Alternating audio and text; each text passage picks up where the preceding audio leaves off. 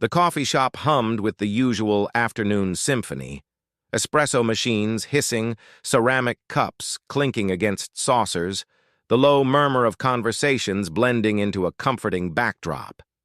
Afternoon sunlight streamed through the tall windows, casting golden rectangles across the wooden floor. Sarah sat at a corner table, her fingers drumming nervously against her latte cup, leaving small condensation prints on the glass surface. She checked her phone for the fourth time in as many minutes, her stomach twisting with that familiar cocktail of anticipation and dread that came with blind dates. Her friends meant well.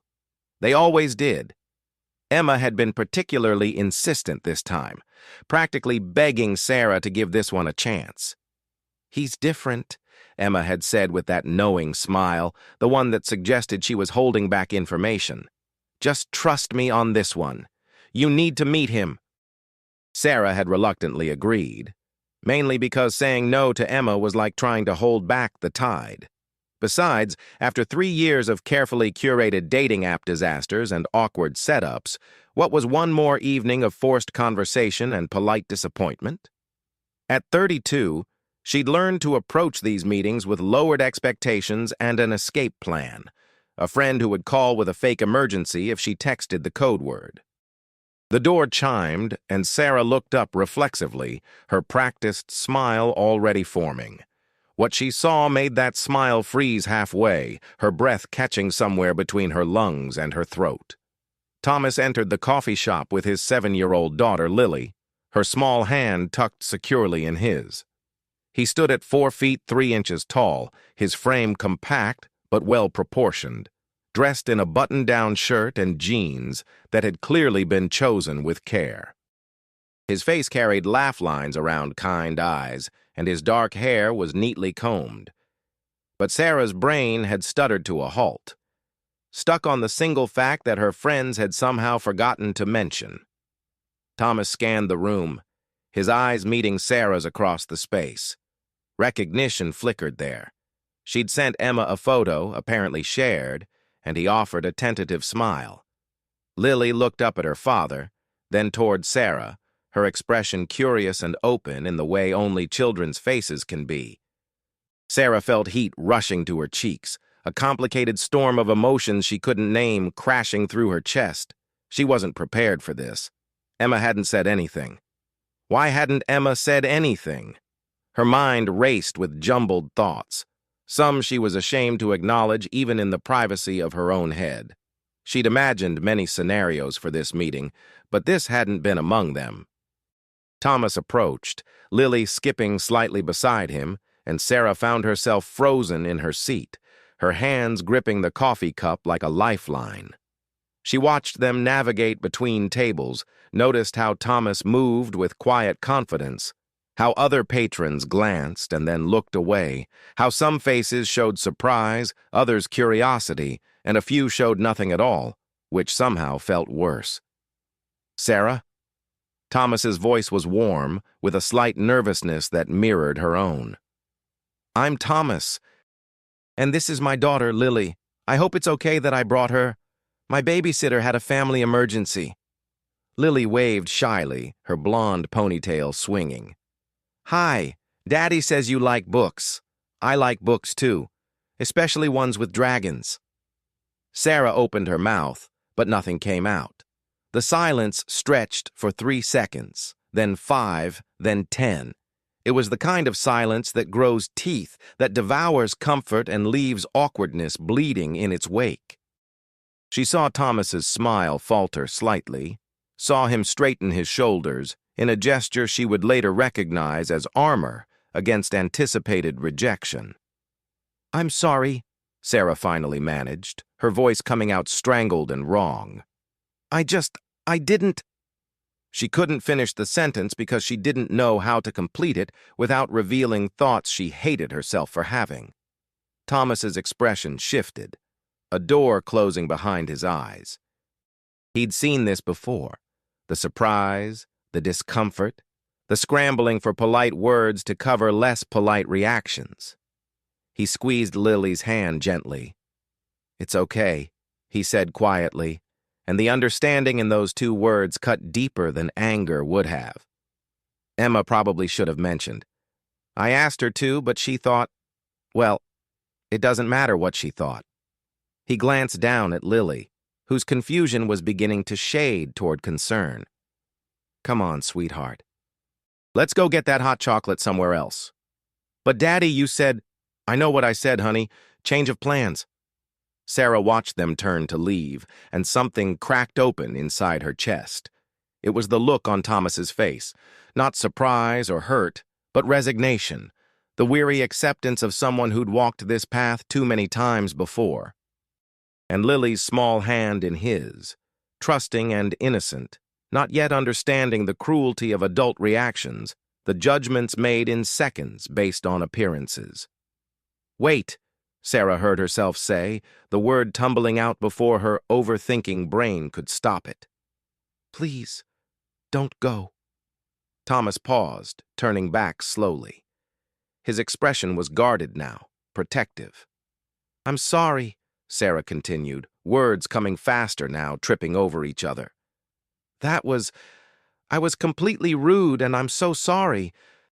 Please, sit down. Both of you. I was surprised because Emma didn't tell me anything about you, and I was caught off guard, and that's not an excuse, it's just— She was rambling now, but couldn't stop. Please, let me buy Lily that hot chocolate, and maybe we could start over?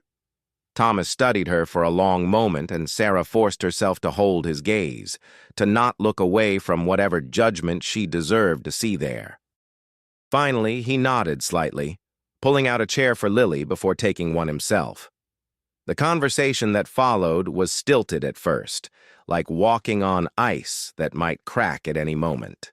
Sarah ordered Lily the most elaborate hot chocolate on the menu, topped with whipped cream and chocolate sprinkles, while Thomas asked for black coffee.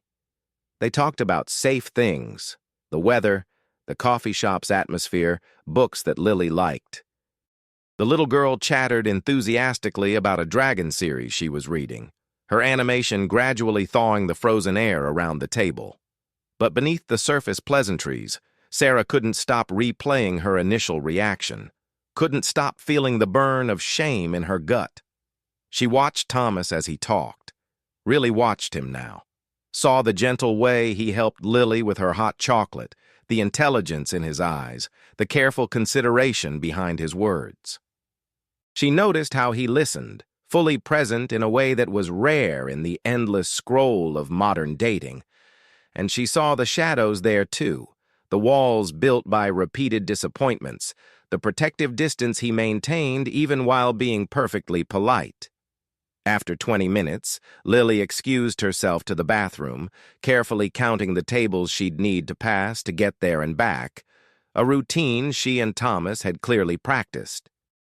The moment she was out of earshot, Thomas set down his coffee cup and looked at Sarah directly. Look, he said, his voice gentle but firm. I appreciate you asking us to stay. That was kind. But I need you to know something. I'm not interested in being anyone's charity case or their growth opportunity. I've had enough of that to last a lifetime. The words landed like stones in still water, sending ripples through Sarah's chest. I'm not saying that's what this is, Thomas continued, but I can see you're uncomfortable. You're trying, and I appreciate that, but trying shouldn't be necessary. I'm just a regular guy, Sarah. I work in software development. I coach Lily's soccer team. I volunteer at the local food bank on weekends. I'm terrible at cooking, but I make a mean chocolate chip pancake. I'm good at dad jokes, bad at remembering to water plants, and I've watched Frozen approximately 400 times. He smiled slightly, but there was pain behind it. I'm just regular. The only difference is I'm short, and if that's a deal breaker, that's okay. It is for a lot of people. But I'm too old and too tired to spend an evening watching someone try to convince themselves it shouldn't matter while clearly wishing they were somewhere else. Sarah felt tears prickling at the corners of her eyes. The honesty in his words was devastating, and the worst part was knowing he was right. She had been doing exactly that, trying to talk herself into being okay with something that had shocked her, reasoning with her own prejudices as if they were logical positions to negotiate rather than biases to simply reject. "You're right," she said softly, "and I'm ashamed of that. Not because being uncomfortable makes me a monster. I think initial reactions aren't always in our control. But what I do with that discomfort, that's on me." She took a shaky breath.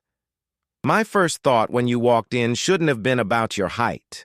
It should have been about the fact that you're raising a daughter who clearly adores you, that you showed up exactly on time, that you're considerate enough to apologize for bringing her when you had no other choice." She met his eyes. "I'm not asking you to give me a chance because I deserve one. I don't.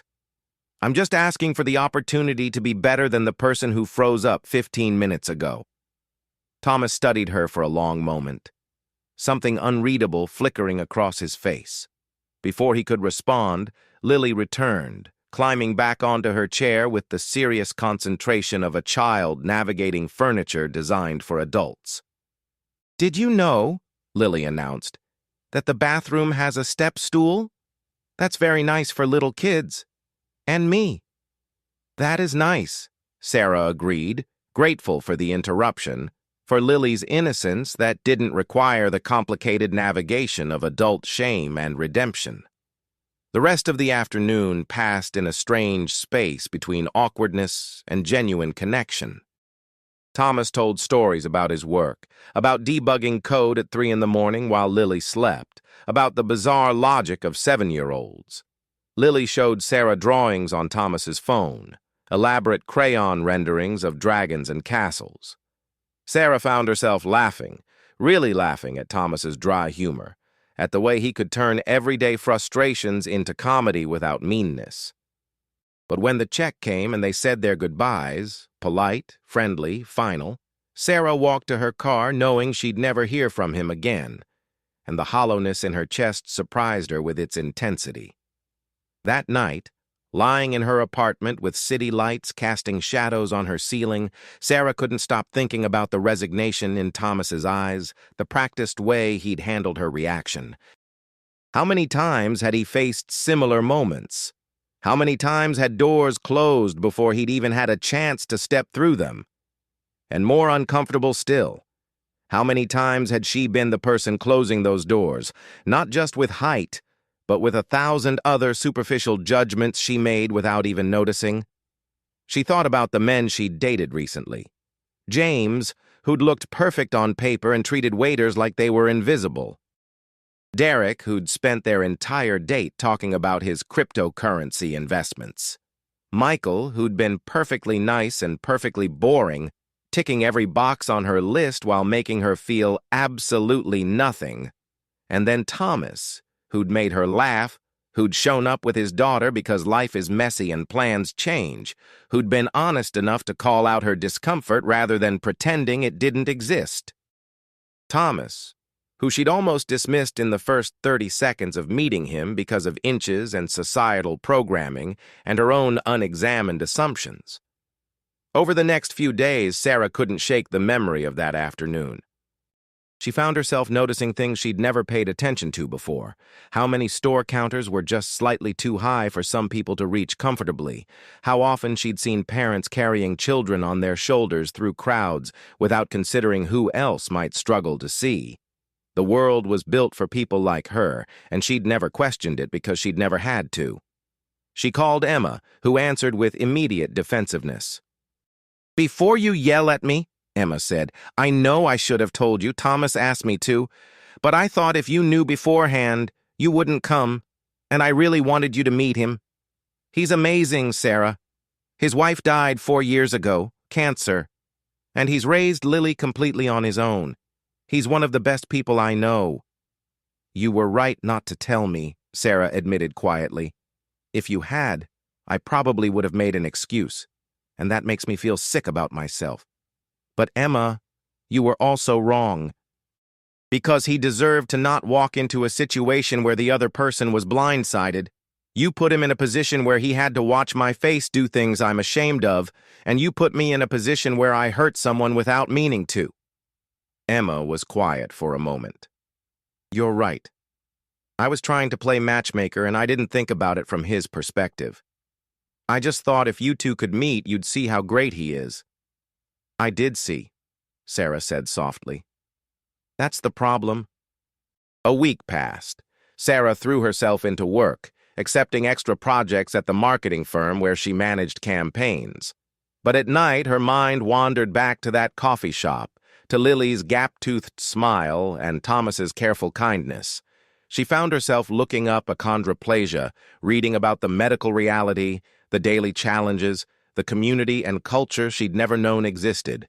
She wasn't trying to educate herself into attraction. She'd already felt that spark, surprising and real. She was trying to understand the world Thomas navigated, trying to see what she'd been blind to. On Thursday evening, she made a decision that terrified her. She found Thomas on social media. He had a modest presence, mostly pictures of Lily at various activities, occasional shots of hiking trails and sunsets. She sent him a message, typing and deleting and retyping a dozen times before settling on simple honesty. Hi, Thomas. This is Sarah from the coffee shop. I know you probably never want to hear from me again, and I wouldn't blame you. I just wanted to say that meeting you and Lily was one of the most valuable experiences I've had in a long time, especially because it showed me things about myself I didn't want to see. You deserved better than my initial reaction. But more than that, you deserve someone who sees you clearly from the start, not someone who has to work through their own prejudices to get there. I hope you find that person. I really do. Lily is incredibly lucky to have you as her dad. Take care. She hit send before she could overthink it further, then set her phone down and tried not to watch it like a timer counting down to nothing. 3 hours later, her phone buzzed. Thomas had responded. Thank you for that message. It means more than you probably realize. The truth is, I'm always braced for rejection in dating. It happens so often that I almost expect it. But it still hurts every time, especially when Lily is there to witness it. She asked me on the way home why the pretty lady seemed scared of us. That was a fun conversation to have with a 7-year-old. Sarah's heart clenched reading that. But I also want you to know, your honesty that day, after your initial reaction, meant something too. Most people just make excuses and leave. You stayed. You tried. That's not nothing. Sarah read the message 3 times, her throat tight. She started to type a response, then stopped. What could she possibly say that wouldn't sound like she was trying to absolve herself, or, worse, asking for another chance she hadn't earned? But before she could overthink it, another message came through. Lily has a soccer game on Saturday morning, 10 a.m. at Riverside Park. If you're interested in seeing what my weekends look like, no pressure, no expectations, you're welcome to come. Just as a friend. I could use someone to help explain the offside rule because I'm still not entirely sure I understand it myself. Sarah felt something bloom in her chest, fragile and uncertain, but unmistakably hope. She responded immediately this time. I'll be there. And fair warning, I don't understand the offside rule either. We can be confused together. Saturday morning dawned crisp and clear. The kind of fall day that smelled like possibility and coming rain. Sarah arrived at Riverside Park 15 minutes early, clutching a thermos of coffee and fighting the urge to turn around and leave. What was she doing here? This wasn't a date. This was watching children play soccer, which ranked somewhere between watching paint dry and filing taxes on her list of preferred Saturday activities. But then she saw him. Thomas stood on the sideline with a clipboard, wearing a coaching vest that was clearly designed for someone a foot taller, rolled up at the sleeves. He was surrounded by a swarm of 7- and 8-year-olds, all talking at once, and he somehow managed to listen to each one while keeping track of the pregame setup. Lily spotted Sarah first, her face lighting up with genuine delight. "You came!" she shouted, breaking away from the team huddle to run over. "Daddy said you might come, but I didn't know if you really would." Thomas looked up, meeting Sarah's eyes across the field. His smile was cautious but warm, and Sarah felt that flutter in her chest again. The one that had nothing to do with obligation or political correctness, and everything to do with the way his whole face changed when he smiled. "I promised," Sarah said to Lily, "and I don't break promises." The next 2 hours were a revelation. Sarah watched Thomas coach with patience and humor, encouraging kids who missed goals and celebrating effort over victory. He knew each child's name, their strengths, their struggles. When one boy fell and scraped his knee, Thomas was there immediately, crouching down to inspect the damage with medical seriousness while making the kid laugh about dramatic injury reports. When they won 3-2, Thomas high-fived every player, then made sure they shook hands with the other team, teaching grace in victory. After the game, as Thomas gathered equipment and Lily played with her teammates, Sarah helped carry the bag of soccer balls to his car. "You're good at this," she said. "The coaching thing." Thomas shrugged, loading the bag into the trunk. "I had a good coach when I was a kid. Mr. Henderson. He was the first adult outside my family who treated me like I was capable of normal kid things. Signed me up for every sport he could, never made a big deal about adaptations we needed to make." He smiled at the memory. "I was terrible at most of them, but that wasn't the point. The point was someone believed I should get to try." "So you're paying it forward?" "Something like that." He glanced at her, then away. "Look, Sarah, I'm glad you came today, but I want to be clear about something. I'm not a project. I'm not here to teach you lessons about acceptance or to help you become a better person. If we're going to be friends or anything else, it needs to be because you actually want to spend time with me, not because you're trying to prove something to yourself." The words were gentle but firm, and Sarah recognized the self-protection in them, the boundary drawn from experience. "You're right," she said, "and honestly, I didn't come today because I'm trying to prove anything.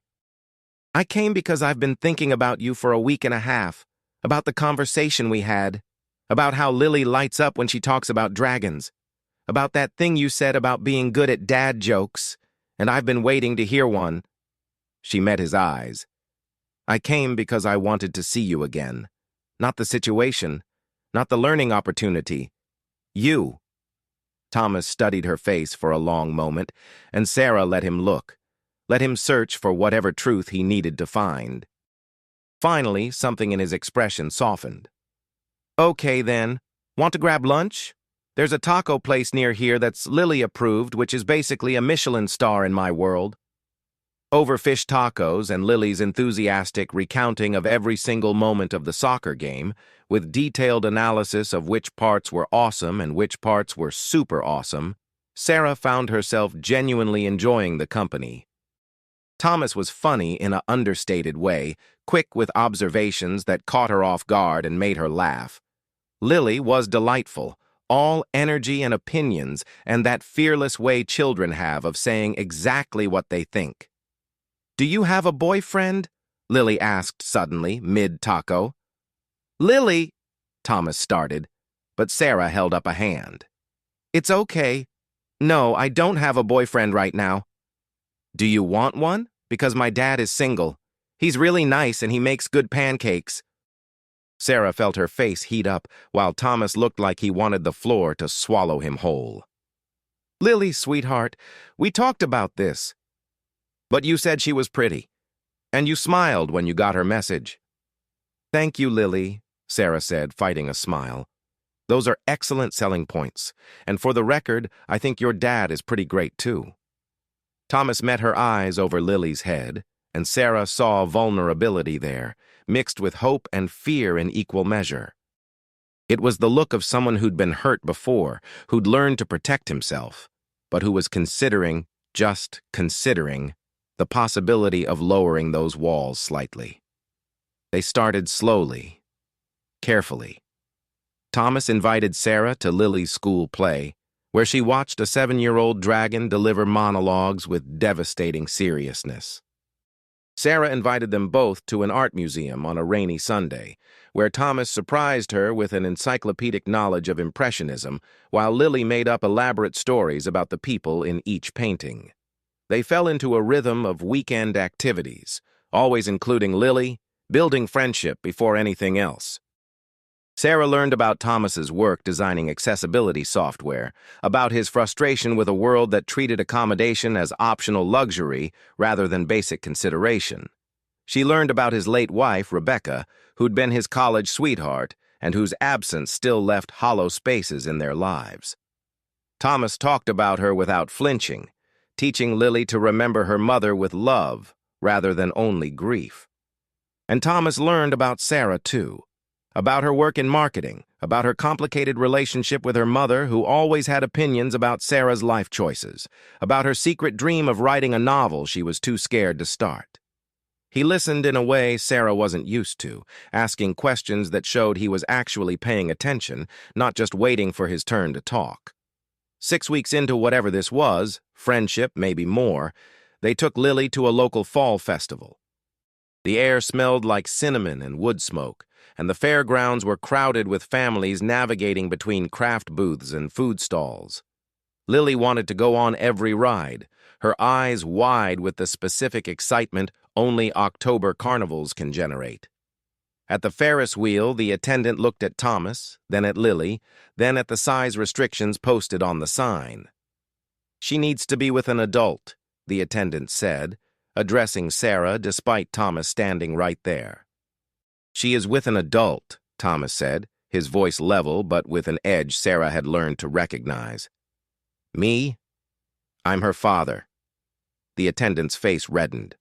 "Oh, I just thought the height requirement says riders under 4 feet need to be accompanied by someone over 4 feet. I'm over 4 feet, so we're good, right?"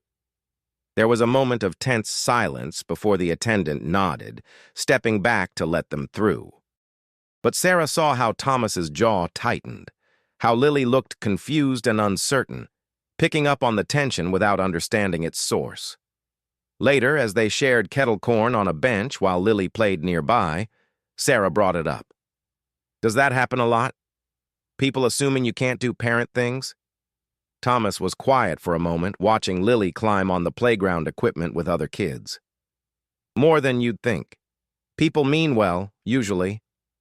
They see a little person with a kid and assume babysitting, older sibling, anything except parent.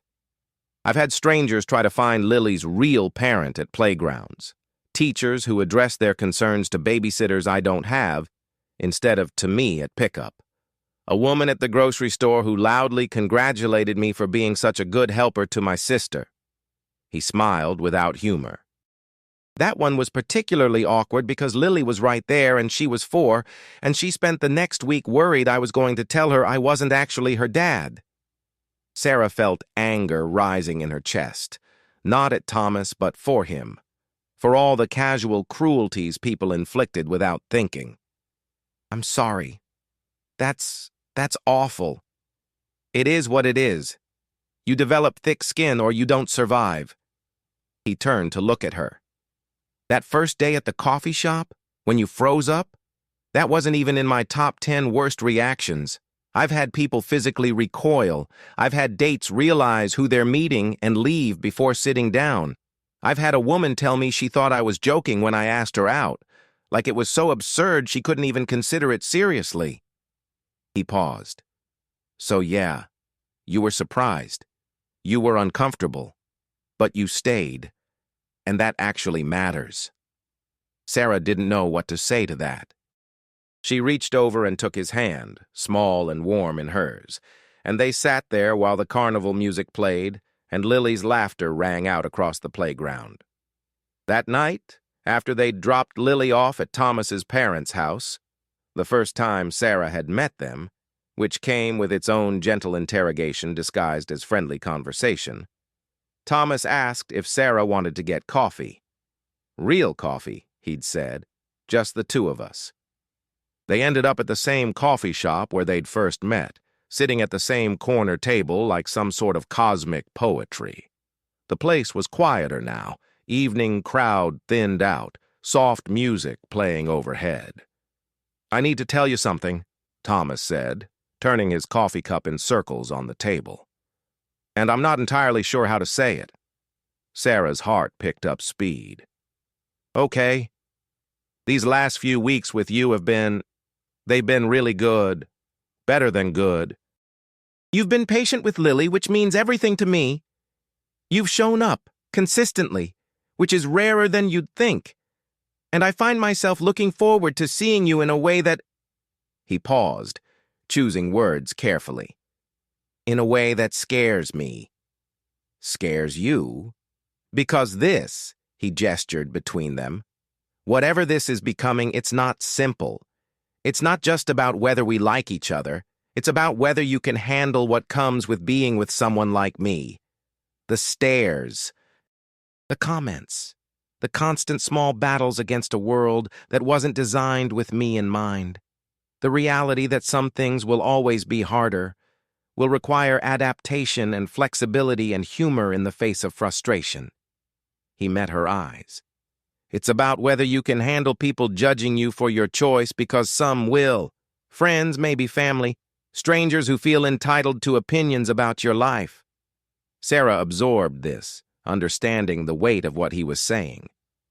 "Are you trying to talk me out of liking you?" "I'm trying to be realistic. I'm trying to give you an out before we get any more invested in this." "What if I don't want an out?" Sarah said softly. "What if I'm already invested? Then I need you to be sure, because I've got Lily to think about. She's already getting attached to you. If this doesn't work out, that's not just about you and me. That's about her losing another person she started to care about." The responsibility of that settled over Sarah like a weight. He was right to be cautious. This wasn't just about romance or attraction. This was about a family, about a little girl who'd already lost her mother, about a man who'd built walls for good reasons. "I can't promise I'll be perfect," Sarah said slowly. "I'm probably going to screw up. I'm going to say the wrong thing sometimes, or not understand something I should. But I can promise I'm here because I want to be. Not because I'm trying to prove I'm open-minded or because I feel sorry for you. God, never that. I'm here because you make me laugh. Because you're the most dedicated father I've ever seen. Because when you talk about your work or Lily or that book you're reading, your whole face lights up and I could listen to you for hours." She reached across the table, taking both his hands in hers. "I'm here because somewhere between that disastrous first meeting and now, I fell for you. And yeah, that terrifies me too. But the idea of walking away because things might be complicated, that terrifies me more." Thomas looked at their joined hands, then up at her face, and Sarah saw the moment his walls began to crack, letting light through the gaps. "Okay," he said quietly. "Okay." Their first kiss happened 3 weeks later, after a dinner where Lily had finally fallen asleep during a movie and Thomas walked Sarah to her car. It was gentle and sweet and tasted like the chocolate they'd shared. And when they pulled apart, Thomas was smiling in a way Sarah hadn't seen before, open and unguarded and hopeful. But dating Thomas meant navigating challenges Sarah had never considered. It meant dealing with her mother's concern that was barely disguised disapproval, the careful questions about whether Sarah had really thought this through. It meant overhearing whispers at restaurants, seeing people do double takes, watching strangers make assumptions. The first time they faced real ugliness was at a company party Sarah's firm threw. Thomas came as her +1, wearing a suit that had clearly been custom-tailored, looking handsome and nervous. Sarah introduced him around, watching her colleagues' faces carefully. Most were polite, friendly even, but she saw the looks, the quick assessments, the way some people's eyes slid away. Brad from accounting had too much to drink and apparently lost his filter.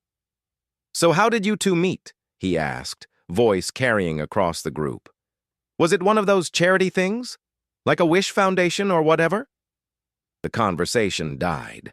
Sarah felt rage bloom white-hot in her chest, but before she could say anything, Thomas responded with devastating calm. No, actually, it was a blind date. Apparently, Sarah's friends thought she was spending too much time dating tall guys with no personality. Figured she should try someone with actual substance for once. He smiled pleasantly. Novel concept, I know. A few people laughed, the tension breaking slightly, but Sarah pulled Thomas aside shortly after, her hands shaking with anger. I'm going to report him to HR. That was completely... Sarah. Thomas took her hands, stilling them. It's okay. It's not okay. He had no right. You're right, he didn't. But if I got angry every time someone was an asshole, I'd never stop being angry. You pick your battles. He squeezed her hands gently. This one isn't worth it. His opinion doesn't matter to me. Yours does. They left shortly after. And in the car, Sarah couldn't stop apologizing. Stop, Thomas finally said. Please. You didn't do anything wrong. And I don't need you to fight every battle for me. Sometimes the best thing you can do is just be there with me when people are awful, and then remind me afterward that not everyone is like that. Sarah learned. She learned when to speak up and when to let Thomas handle things himself. She learned that accommodations weren't concessions but practical solutions, step stools in her apartment, restaurants with accessible seating, planning ahead for spaces that might pose challenges. She learned to check her own language, the casual ableism that peppered everyday conversation without her noticing. But more than that, she learned joy. She learned the specific delight of Lily's laughter when all three of them made pancakes on Sunday mornings, the kitchen becoming a flour-dusted disaster.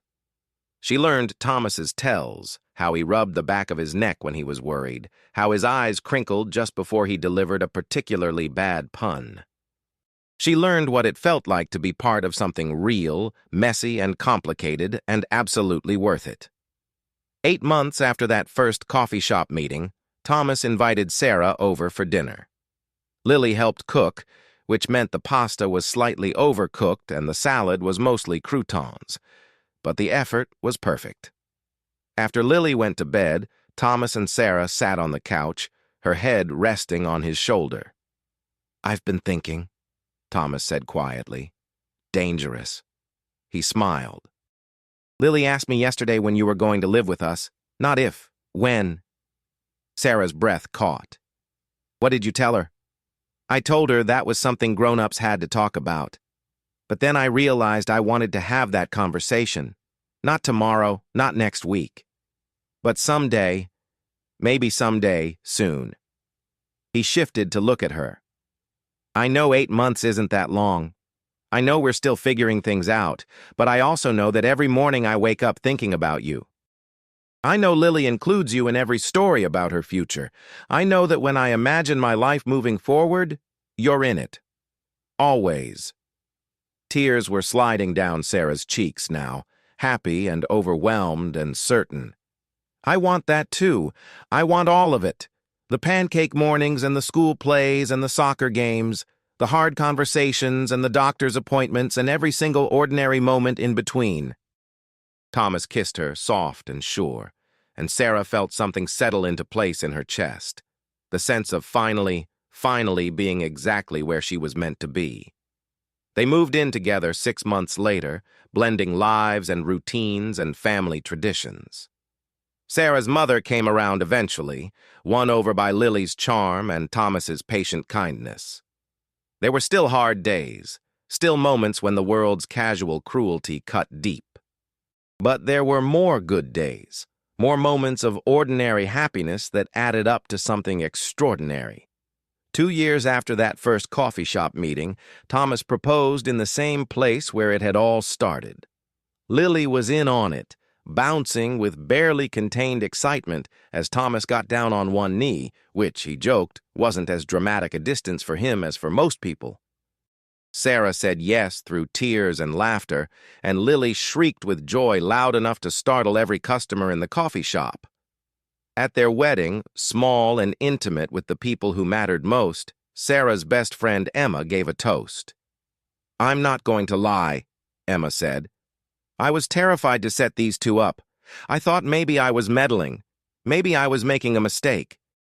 But watching them together has taught me something important. Love isn't about finding someone who fits perfectly into your preconceived idea of what your life should look like. It's about finding someone who makes you want to rebuild your whole life around them. Someone who shows you parts of yourself you didn't know existed. Someone who makes you braver and kinder and more yourself than you ever thought you could be." Sarah looked at Thomas, at Lily beside him in her flower girl dress, and knew Emma was right. That moment of freezing in silence at their first meeting felt like a lifetime ago, like it had happened to different people. In a way, it had. She wasn't the same woman who'd sat at that corner table trapped by her own narrow assumptions about what love should look like. And Thomas wasn't just the man who'd walked in expecting rejection and finding exactly that. He was her partner, her home, the person who taught her that courage sometimes means staying when every instinct says to run. Their life together wasn't a fairy tale. There were arguments about dishes and whose turn it was to help with homework. There were mornings when Thomas's back hurt from achondroplasia-related complications, when he moved slowly and quietly through pain he rarely acknowledged. There were moments when Sarah still caught herself making assumptions based on height, still had to actively unlearn years of unconscious bias. There were family gatherings where distant relatives asked inappropriate questions, where strangers at the mall stared too long, where Lily came home from school crying because someone had called her dad a mean name. But there were also Tuesday nights watching terrible reality TV while Lily did homework at the dining table, Thomas providing sarcastic commentary that made Sarah snort laugh into her wine. There were Saturday morning soccer games where Sarah now understood the offside rule, mostly, and cheered louder than any other parent on the sideline. There were family vacations where they documented everything, Thomas's photography skills capturing moments Sarah wanted to remember forever. Lily building sandcastles, her small hands, and Thomas's working together to construct elaborate towers. Sunrise from their hotel balcony, Thomas silhouetted against the pink sky. The three of them at a theme park, rain-soaked and laughing after a sudden downpour had cleared the crowds and given them the run of the place. One evening, about 3 years into their marriage, Sarah found Thomas in Lily's room after bedtime, sitting on the edge of her bed. Lily was already asleep, her blonde hair spread across the pillow, one arm wrapped around a stuffed dragon that had seen better days. Thomas was just watching her, his expression soft and contemplative. "You okay?" Sarah whispered from the doorway. Thomas looked up, smiled slightly. "Yeah, just thinking." He stood carefully, pulling Lily's blanket up higher before following Sarah into the hallway, easing the door closed behind them. "She told me something today. Said a boy at school asked why her parents were different sizes, and she told him that people come in all kinds of sizes and it doesn't matter because love isn't measured in inches." Sarah felt her throat tighten. Wow, that's pretty profound for a 10-year-old. She's a smart kid. Thomas leaned against the wall, looking at Sarah with an expression she couldn't quite read. "You know what scares me sometimes? That she'll grow up and face discrimination because of me. That people will judge her for having a little person as a father. That she'll face questions and comments and situations she shouldn't have to deal with. She'll also grow up knowing that real strength isn't about physical size," Sarah said, moving closer to wrap her arms around him. "She'll know that character matters more than appearance. She'll spot prejudice a mile away and have no tolerance for it. She'll be kinder and more aware than most people ever learn to be." She pulled back to look at him. "You're not giving her a disadvantage, Thomas. You're giving her perspective." Thomas rested his forehead against hers. "How did I get so lucky?" "I ask myself the same question every day." Sarah kissed him softly. "Except I know the answer. Emma's terrible judgment." He laughed, the sound warm and real, and they stood there in the hallway of their home, surrounded by the evidence of their blended life. Lily's artwork on the walls, shoes in various sizes by the door, the comfortable clutter of a family that actually lived in their space, rather than just existing in it. The years continued to unfold in a tapestry of ordinary miracles. Lily's middle school graduation, where she gave a speech about courage that had the entire audience in tears.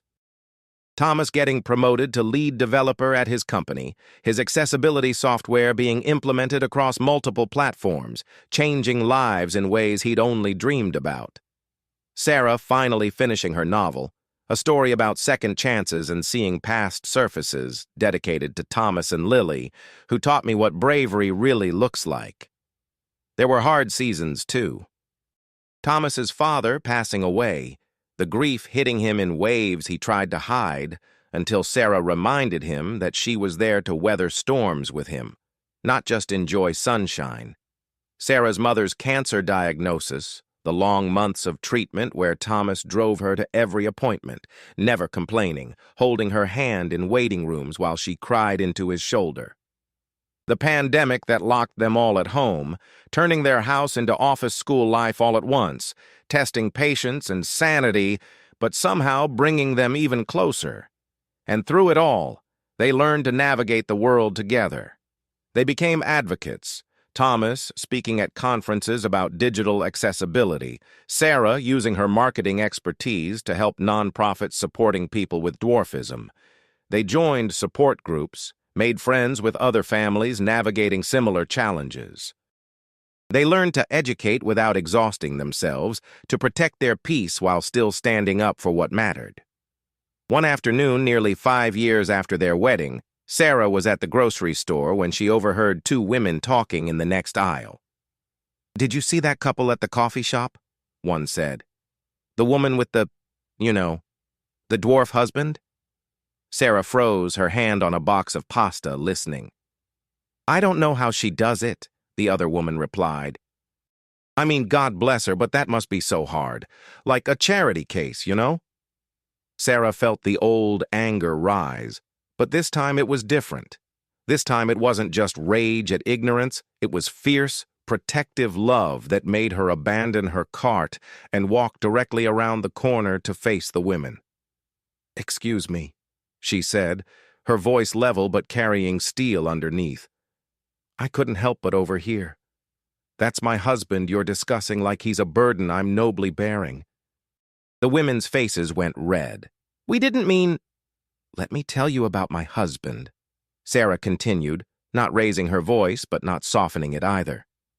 "He's a lead software developer who's revolutionized accessibility features used by millions of people. He coaches soccer and volunteers at food banks. He's an incredible father who's raised a daughter who understands compassion and equality in ways most adults never grasp. He makes me laugh every single day, supports my dreams, and loves me in a way that makes me understand what partnership actually means." She paused, meeting each woman's eyes. "I'm not doing charity. I'm not making sacrifices. I'm married to an extraordinary man who happens to be short. And if you can't see past someone's height to recognize their humanity, then I genuinely feel sorry for you. You're missing out on knowing so many incredible people." She turned and walked away, her hands shaking slightly, but her spine straight. She didn't tell Thomas about the encounter. He dealt with enough without carrying the weight of every ignorant comment. But that night, watching him help Lily with algebra homework, seeing the concentration on his face as he explained concepts in 3 different ways until she understood, Sarah felt overwhelmed with gratitude for the life they'd built. "What?" Thomas asked, noticing her staring. "Nothing. Just thinking about how lucky I am." "That's my line," he said, smiling in that way that still made her heart skip. "We can share." Lily's high school years brought new challenges.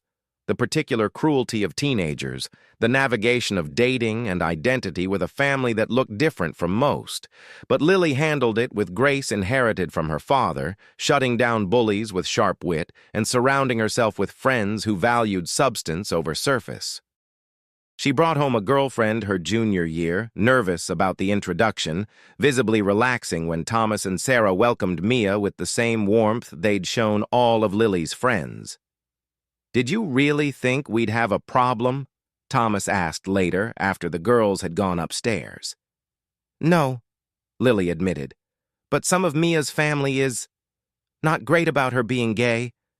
I just wanted to make sure I could promise her this was a safe space before I brought her home."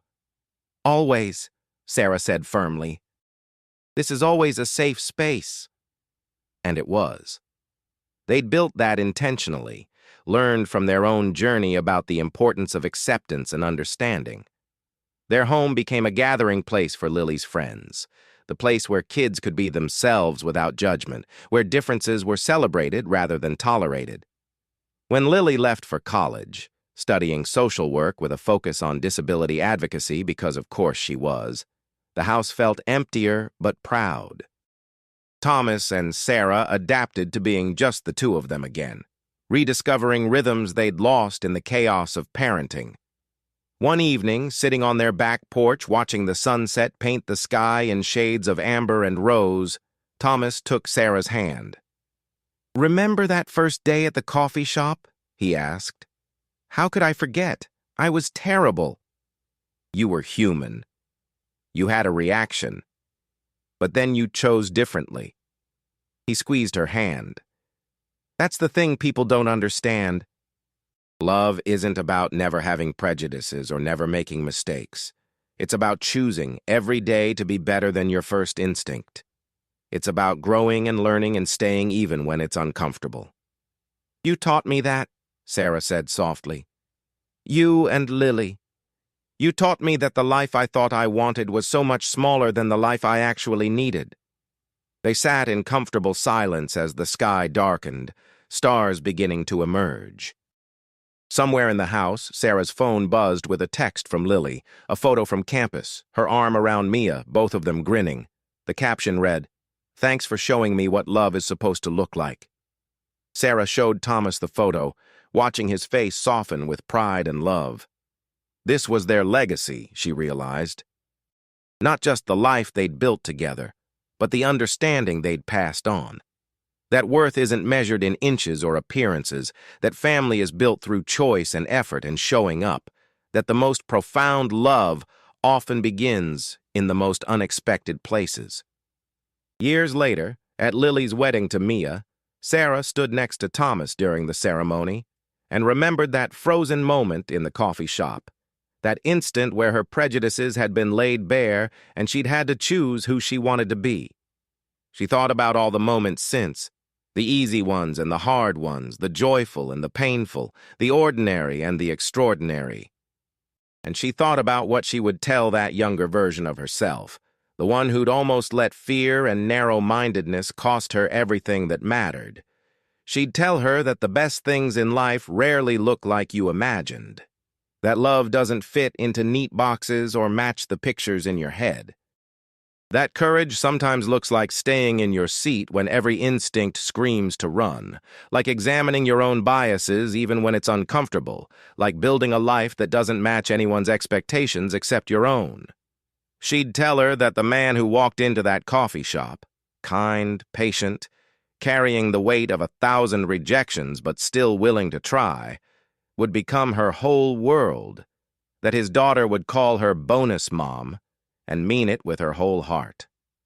That together, they'd build something more real and beautiful than anything she'd dared to dream. But most of all, she'd tell her younger self what Thomas had taught her through example. That real love isn't about finding someone who fits perfectly into your life as it is. It's about finding someone worth reshaping your entire world for, someone who makes you braver and kinder and more yourself than you ever knew you could be. As the ceremony ended and Lily and Mia kissed to thunderous applause, Sarah felt Thomas take her hand, his grip warm and sure. She looked at him, this man who'd taught her everything about courage and grace, and smiled through happy tears. "Thank you," she whispered. "For what? For not giving up on me that day? For giving me a chance to be better?" Thomas pulled her close, pressing a kiss to her temple. "Thank you for staying, for seeing me, for building this life with me." They stood together, watching their daughter, begin her own journey, surrounded by love and acceptance, and the knowledge that worth has nothing to do with what you look like and everything to do with who you are. And Sarah thought about that frozen moment in the coffee shop one last time, that instant of silence that could have ended everything before it began. She thought about how close she'd come to missing all of this, the love, the laughter, the family, the life that exceeded every expectation she'd ever had. Sometimes the most transformative moments begin with our worst instincts, she realized. What matters is what we do next. Whether we run from our discomfort or sit with it, examine it, grow beyond it, whether we let prejudice win or choose love instead. She'd chosen love, and it had given her everything. If this story touched your heart, I want to hear from you in the comments. Tell me where you're watching from. I love knowing this story is reaching people all around the world. And share what moved you most in this journey. Was it that first frozen moment of truth? The courage it took to stay? The family they built together? Your thoughts and reflections mean so much, and they help me understand what resonates with you. And if this story made you feel something, if it made you think or cry or reconsider your own assumptions, please hit that like button. It might seem like a small thing, but it helps this channel grow and means I can keep bringing you stories like this one. Stories about real love, real courage, and the beautiful, messy truth of being human. Thank you for being here. Thank you for listening. And thank you for being part of this community where we celebrate love in all its forms, where we examine our biases and choose to be better, where we remember that the best things in life rarely look like we imagined, they look even better.